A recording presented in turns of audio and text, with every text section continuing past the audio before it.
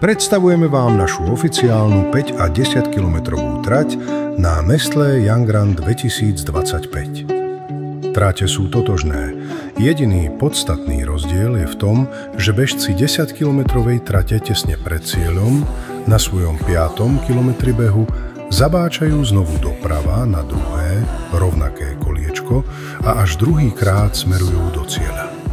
Pohodlne sa usaďte a sledujte ružového hadíka, pretože ten najrýchlejší z vás vyhrá auto na víkend či najnovšie modely bežeckým tenisiek.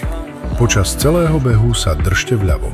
Uľahčite to sebe aj ostatným bežcom.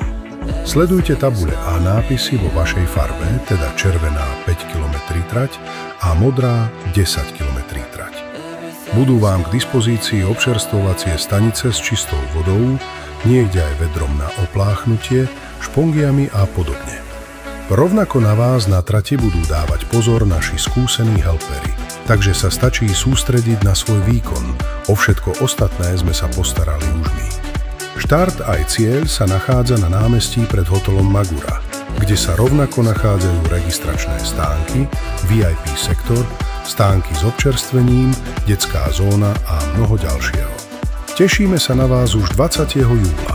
Pre všetky podstatné informácie navštívte náš web www.youngrun.sk. Mladé srdce bije v každom z nás, tak bež si preto. Nestlé Young Run.